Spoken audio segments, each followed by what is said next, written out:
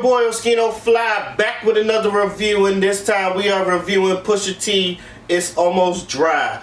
One of my favorite rappers growing up, Pusha T, from one of my favorite groups growing up, The Clips.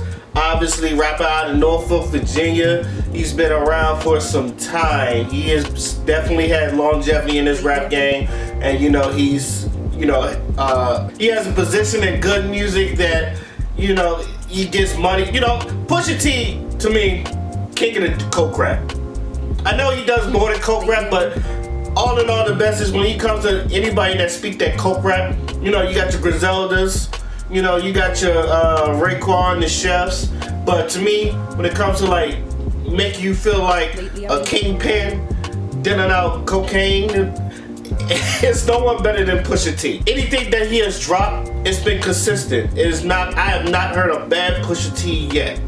I have not heard a bad. He's one of those artists where it's just like no matter what he puts out, it's not bad at all. And everything's just fits. I think it's because everything he does, he gets with the right people and they just know what to bring out with him. Which is basically the entirety of It's Almost Dry. It's Almost Dry is basically two producers. It's Kanye and Pharrell. This album, production-wise, is like a versus without being a versus. Like, who do you think has better beats, Kanye or Pharrell? Now, if you've seen Pusha T's Breakfast Club interview, it's just like Kanye, when he brings these beats, he just want Pusha T to rap some of his most ferocious cocaine bars. He's like, give him his sickest bars, and you can tell, like, Pharrell, he has a structure that goes with his that also brings out the shit in Pusha T that you wouldn't even think Pusha T has in him, but he does. There are times where you're just like, you're listening, you can tell which one's a Kanye beat and which one's a Pharrell beat. And sometimes it's just like, damn, which one is better? And to tell you the truth, they're both good, so you really can't pick. I have my biases, I'm not going to tell you who, but there are songs on here that I really do like on here, and I feel like Pusha T, he always have that best of both worlds. He knows his sound. It's like dark and gritty, yet he is planning a movie in his head. Especially with songs like Brambleton, especially he's telling you the story of, I believe his name is Jeezy or something like that. Jeezy Gonzalez, one of his managers, that he got locked, that got locked up. And he has a verse on there. Pusha T spit some damn good lyricism on here. One of the noticeable ones, and it's already been a single on both of them. On Kanye's side, you got Diet Coke, and if you've seen the video, it's basically that you just bop your head like this. While Pusha T, he's just ferociously rapping some of the sickest bars. He's like, especially when he tells people it's just like, well, only I can ever make a snow fight.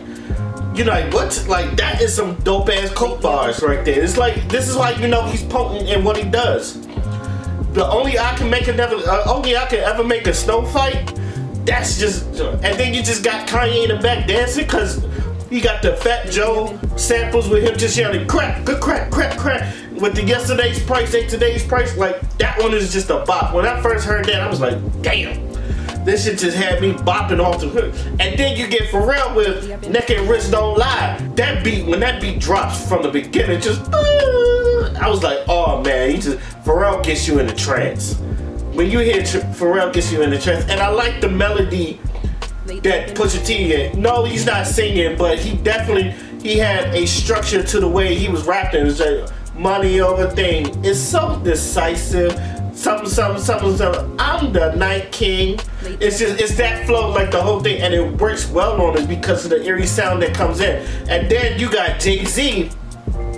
As always, he's just dropping dope ass bars as usual. And especially talking about me, like the phase I'm on, love, I wouldn't like me either. They be like, Jay-Z's a cheater.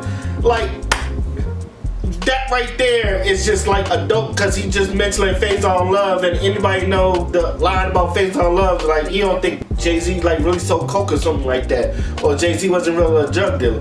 But the fact that Jay-Z put that in a bar, you could tell like he is listening. And he was talking about y'all wouldn't be big, I wouldn't be here if Big was here. It's like if Big was here, y'all would have had the commission. Now I've always said Jay-Z was someone, he did, although he did bite a lot of Biggie shit, that nigga was talented and he was gonna make it no matter what. So, and yet, you know, people still haven't, to me, people still haven't thrown him off his throne yet. So he continues to show why he's good at what he does. Other one of my favorite is Call My Bluff. To me, it's just like, I'm here for the smoke. I'm always outside. If you don't think so, 1-800-CALL MY BLUFF. I like that one. Another one that I feel like is really dope, Hear Me Clearly. And then also Rock and Roll with Kanye West and Kid Cudi, which is like the last thing Kid Cudi did with Kanye, because you know Kanye and Kid Cudi ain't seeing eye to eye. But Pusha was able to, he was able to clear this for Pusha because he's cool Pusha. I'm glad he did that, because this is also another dope track that Kanye's been doing. The I Pray For You with Labyrinth and Malice of the Clips. Y'all don't matter, you know, maybe I'm one of the few people and diehard Pusha T fans. Like, I like Malice. I always like the cohesion between Pusha and Malice, where, you know, since Pusha is the younger brother, he has that I'm in there and I'm living the life, and Malice always had that been there, done that, because he's the older brother. He's already been there. He could tell you the ins and out, and you could tell like Pusha done learned things from his brother. And now that he found religion, it's just like, I'm the one that's changing the ways. It's just a real good song to end the album, in my opinion. It's damn sure one of the notable tracks. A lot of songs you really can't sit, like the Dreaming of the Past. Like I said, Kanye, I feel like Kanye was trying to like upstage Pharrell, and then when Pharrell would hear some of Kanye's beats, I feel like Pharrell would just try to upstage him. From production wise, it's just like, oh, you gonna drop this? Okay, wait till you hear this. And then Kanye's like, oh, real fam?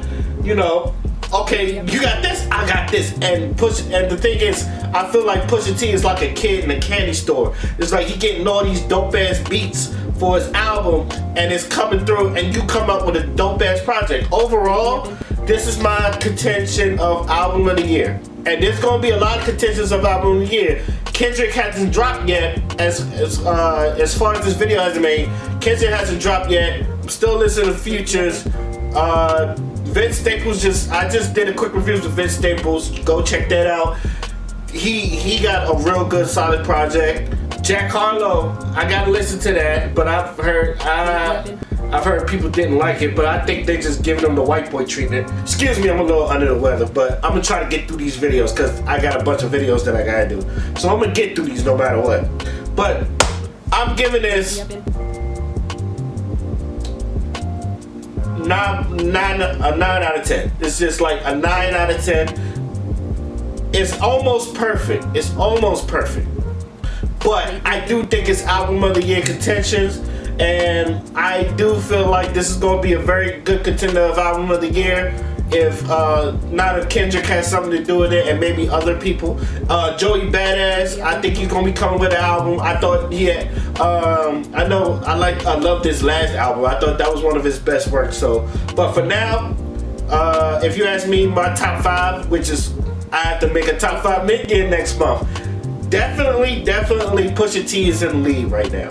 But like I said, there's a bunch of albums I'm going through, and I'm going to put them out there. So a 9 out of 10. And that's what I'm giving this album. So, let me know what you guys think. Do y'all agree with the 9 out of 10? Do y'all think it's a 10 out of 10? Maybe I should give this a 10 out of 10. I don't know. Let me know in the comment section. Till then, my name is Oscino Fly, and I'm out. Peace.